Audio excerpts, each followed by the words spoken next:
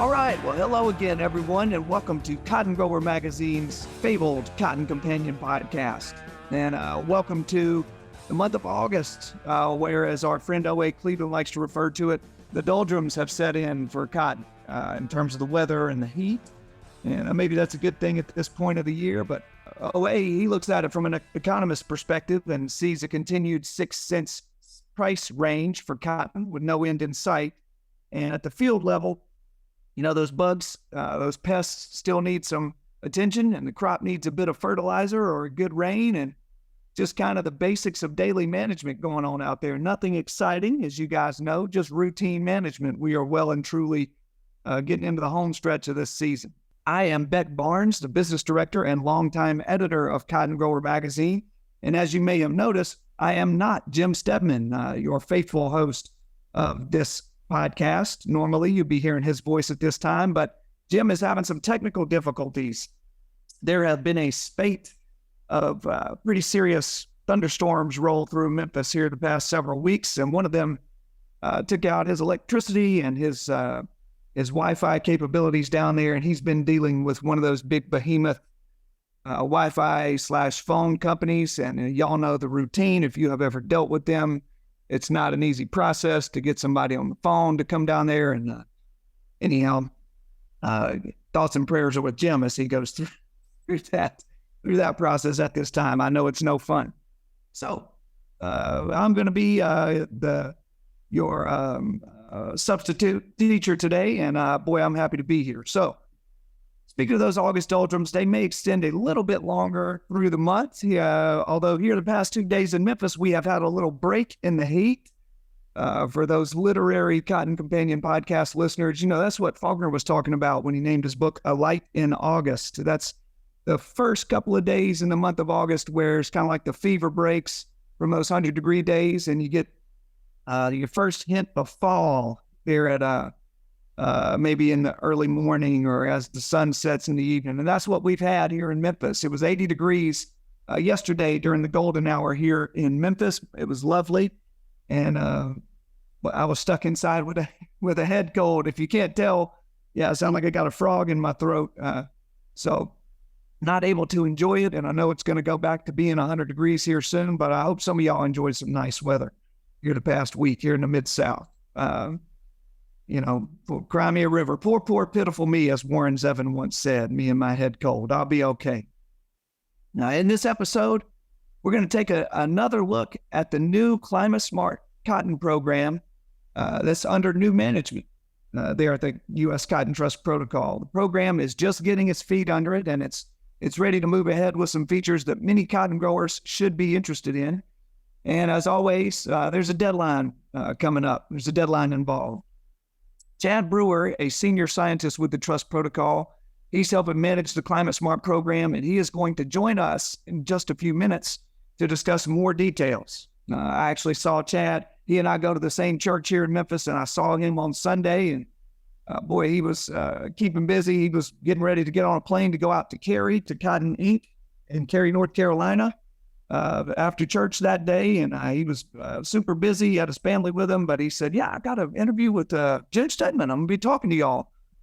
And anyhow, I was happy to hear that because Chad is an extremely sharp fella, and I know the Trust Protocol is happy to have him on their team.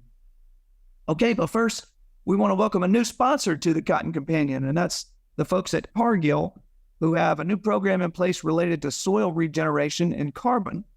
Our colleague and custom editor Larry Aylward recently visited with Jared Jacobs of Cargill to find out more about those programs in this custom interview. Hello, I'm Larry Aylward, custom content editor for Meister Media Worldwide, the publisher of Cotton Grower Magazine. I'd like to welcome Jared Jacobs, the conservation agronomy manager for Cargill Regen Connect. Jared, welcome. Thanks, Larry. Glad to visit with you this morning. Jared, tell us about yourself and your role with Cargill. So, Larry, I'm the lead agronomist for Cargill's Regen Connect program. Our team of agronomists cover 24 states, and we work alongside growers to implement soil health practices in their operation. We work with growers in all stages of regenerative agriculture. Some are just beginning to reduce tillage, Others we have are implementing new cover crops and changing their management and termination techniques of those cover crops to maximize the benefits they can see in the soil. Jared, talk about what regenerative agriculture is and how it helps the soil. So regenerative agriculture, in my opinion, is the key to building soil health and resiliency. And there's a long list of benefits that we couldn't begin to cover today in the short time we have. Implementing practices like no-till and cover crops, they keep the soil, the nutrients, and the moisture in the field and available to the crops during the growing season. We also see improved soil structure that leads to plant root growth, increased water holding capacity, and compaction alleviation from years of tillage. Lastly, and kind of the one that I like the most, is soil biology. As we increase the health of our soil, we also increase the population and the health of our soil biology. And that works in turn to improve residue breakdown, improve nutrient cycling, and increase plant health during the growing season. These practices aren't universally practiced. So what is the benefit for farmers? Building soil health and resiliency has many benefits to the ground, but it also helps with farmer profitability. Keeping our topsoil in place, reducing fuel and labor consumption by eliminating a tillage pass, and reducing nutrient runoff by the implementation of a cover crop and no-till all play into a farm's bottom line. Through Cargill's Region Connect program, we also partner with growers to implement these practices with financial assistance and education. We know this change in management takes time, and we want to work with growers for long-term success in these practices. Jared, how do you overcome skepticism from farmers about regenerative agricultural practices? So Larry, there's no denying that in implementing these regenerative practices on an operation is a change of mindset from how we've traditionally farmed. There's a wide array of tillage and cover crops that are being used throughout our Region Connect territory. And the environment, soil type, and crop, they all play a role in the best fit for each operation. And that's where our team of agronomists come in. We work with growers to find the best fit for their operation, and we make sure they're going into each growing season with success. We also have been holding field days each summer so growers can see the practices firsthand. They can gain knowledge of the benefits for their operation and hear success stories from farmers firsthand that are in their area. Jared, if someone wants to work with Cargill, what would that look like? Cargill's Region Connect team, we pride ourselves in meeting growers where they're at in their soil health journey. And our program has the ability to let growers ease into these practices. Our program connects growers and their operation to our downstream customers that need environmental outcomes to achieve their corporate sustainability goals. Region Connect is also meeting the growing demand of regeneratively sourced cotton, and we offer a premium on bales that have been grown using regenerative practices. If a grower is interested in learning more about our program, they can visit cargillregionconnect.com or talk to their local Cargill representative. Jared, thank you for taking the time to provide cotton growers with this pertinent information about regenerative agricultural practices. Thank you, Larry. Glad to speak to you today. Okay, a big thanks to Larry and to Jared of Cargill for sharing that information. Before we get to the topic of the day, there is some news regarding a new weed management option that's going to be coming to a cotton field near you in the coming months. I guess maybe next season. Let's see. BASF has announced that it has received the final key import approvals for its Axant Flex herbicide-tolerant technology and Axant Flex TwinLink Plus insect control technologies. That clears the way for planting of Axant Flex cotton in the U.S., both with and without TwinLink Plus in Fibermax and Stoneville cotton varieties. Axant Flex provides cotton growers with more weed control options, including tolerance to glyphosate, glufosinate, and dicamba, as well as HPPD, with the mode of action isoxaflutone. Lord help me, isoxaflutone. If you were counting, that's 4 herbicide tolerances in this technology, with EPA approval for the HPPD mode of action still pending. Axant Flex varieties are also stacked with multiple native traits to protect against some of cotton's toughest pests, including root knot nematode, reniform nematode, and bacterial leaf blight. Now, one note, Axant Flex technologies will not be available for purchase in all areas at this time, but if you want to learn more about this technology, contact your local BASF rep or just visit axant-flex.com. That's AXANT-flex.com. And we're going to take a quick look at USDA crop progress cotton numbers for early August, as we always do. For those of y'all keeping score, squaring is now reported in 92% of the total crop. That's up 6 percentage points in the past week and 1 point shy of the 5-year average for the date. Boll set is now visible in 63% of the total crop. That's up 16 points in the past week. And it's right on the nose for the 5-year average. So I think that's normally a good thing when we're keeping up with what the average is over that long stretch. Open bolls made their first appearance of the 2023 season in 8% of the U.S. crop this week. That means I better be seeing some Cotton Kids pictures in the CG inboxes here coming up soon.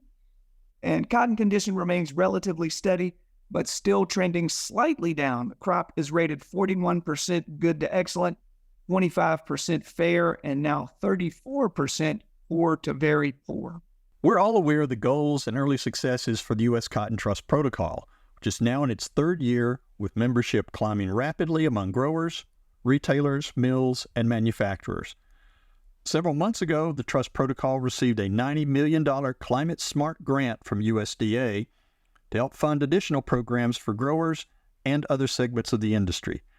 That Climate Smart Cotton program is now up and running, and joining us today to discuss the program, its goals, and other details is Chad Brewer, Senior Scientist with the U.S. Cotton Trust Protocol and Manager of the Climate Smart Cotton Program. Chad, thanks for joining us, and welcome to the Cotton Companion. Well, thank you. It is always a pleasure to visit with you folks, and certainly a great opportunity for us to talk about our Climate Smart Commodities Grant. Great. Well, let's talk about it. The Trust Protocol's been remarkably successful, in my opinion, certainly in its growth over the past 3 years. I understand the Climate Smart Cotton Program has a 5-year timeline. What do you hope to accomplish over the next few years? Because I'm sure you kind of got to start slowly and carefully, correct? We do. We do need to be measured in our exuberance, because I tell you, we really are excited about this opportunity. We received the grant, the final signatures on the grant in late April, and began to implement it May 1st. And part of the process was developing an enrollment strategy for farmers. So some of the 3 highlighted points I would want to bring out to your listeners are that we're going to enroll 1,650 cotton farms across the United States. And specifically, we have 330 of those enrollments slated for the historically underserved community. That's the scope of it, and that's roughly about 10% of the U.S. cotton farming operations. The grant has 3 tiers. Level 1 is enrollment in the U.S. Cotton Trust Protocol, and that really is in an effort to help the U.S. cotton industry document and then verify the sustainable practices that we are already doing. And then in level 2 of the Climate Smart grant, the Climate Smart Cotton Program, we actually get to provide technical assistance as well as financial assistance to de-risk some of the Climate Smart agricultural practices. And the 3 that we're primarily focused on are cover cropping, going to a no-till production systems where possible, as well as developing nutrient management plans for these farms. And we're able to offer 3 years of technical and financial assistance for those three practices. And the 3rd tier of this program is to provide an on-ramp for these cotton farms into the carbon inset market. So it's a great opportunity for farmers that are interested in sustainability and exploring these new options in the carbon market. Well, I know carbon has been kind of a hot topic recently, and we're still studying it from an editorial perspective. How much interest do you have among the cotton community at this point on carbon contracts? The interest is there. I think the farmers are being, in general, to generalize, farmers are being approached by several entities out in the ag market space that are talking about carbon, but there is some confusion around the carbon markets, and perhaps, how does a farmer get involved with it? What does it really mean? Is this a legitimate revenue stream? And so part of our work with the grant is to provide that technical assistance that helps clear away some of that clutter and let farmers make an informed decision. Okay, that's great. When a grower does get enrolled and accepted into this program, they're one of the lucky 1,600. Yeah, and you touched on it briefly, but let's go into a little bit more detail. What sort of value or advantages do you expect? Well, sure. So some of the direct, measurable or tangible advantages really begin with level 1 enrollment. So the financial assistance for enrollment in the Cotton Trust Protocol is we will provide $5 an acre up to 706 acres. So you think of $5 an acre for a maximum of $3,530 for their enrollment into the U.S. Cotton Trust Protocol. And that also includes, uploading their cotton bale production into our platform. Once they do that and they say, hey, we are definitely interested in more information about these practice changes in level 2, then what we'll do is get them in touch with some of our partners like Soil Health Institute, which will be helping us provide the technical resources to help implement those practice changes on their farms. If they're able to implement cover crops, for example, we help de-risk that change by offering a $25 per acre incentive. And then, of course, $5 an acre for no-till production, going to a no-till production practice, and then another $5 an acre for that nutrient management plan. Now, so what's really interesting about these practice changes is they'll get that incentive from the U.S. Cotton Program to do those practice changes, but because they made the practice change, that makes them potentially eligible to enter into that carbon space because they are sequestering or removing the emission of greenhouse gases from their operation. And so we will provide an on-ramp in our level 3 part of the program. We'll provide an on-ramp for those farmers to enter into that carbon space through our ecosystem service market provider that we contracted. So it's a really great opportunity to kind of trial use some of this stuff on their farm. I'm sure a lot of folks are going to be listening to this and suddenly pulling their pencils out to try to start. You did mention that the Soil Health Institute is one of your partners, and I understand there's several other partners out there that's working with you. Who are those partners, and what do they bring to the table as far as programs are concerned? Oh, absolutely. This is definitely a joint effort. And every time I talk about this, I really am proud to say that we're partnered with these folks. So we have, of course, the National Cotton Council, then the Cotton Incorporated, Soil Health Institute, and then we have several universities. So Texas A&M is one of the universities, and then Alabama A&M University, North Carolina A&T University, and then, of course, if you're familiar with the Agri-Center International there in Memphis, they're also a partner with us on this grant. And I think what makes this a little bit unique is that Target Corporation has also partnered with us to provide some matching funds for these practice changes. So it really engages the entire supply chain from farmer all the way to end user brands and retailers. I think it's interesting that Target remains deeply involved with this program. I'm sure they're looking after their own sustainability interests to a certain degree. Target is interested in this because of the sustainability portion, the same sustainability story that they'll get to tell with the production of this climate smart cotton. So it's a really good opportunity for the entire cotton industry. That sounds great. I know you mentioned you have a deadline coming up here soon. Tell us a little bit about what growers need to do to learn about the program and start the application process that ends here in 3 weeks. Yeah, you bet. So the enrollment period for the 2023 crop is going to end September 1st, 2023.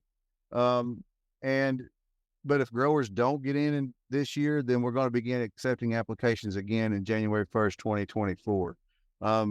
But we really encourage folks to go ahead and enroll in 23, secure their spot, because these 1,650 spots will be used up on a first come, first served basis. There is a lot of interest out there, and you said you're getting you're starting to get busy here over the last few weeks on this. So I'm sure a lot of people are interested in this, and are all going to be to see exactly how this program works out.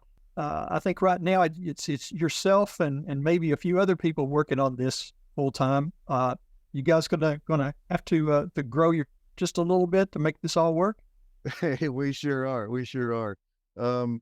So one of the key roles that we're going to be filling is the enrollment specialist position. So we have 3 enrollment specialists that will be across the Cotton Belt, in the Southeast and Southwest and West. And this enrollment specialist position will be the customer facing role out in the world. They'll be working alongside Soil Health Institute on the farm to help these cotton farmers implement these practices, and then also get enrolled in the program. So we have those positions posted, and we're definitely seeking applicants for those positions until August the 15th.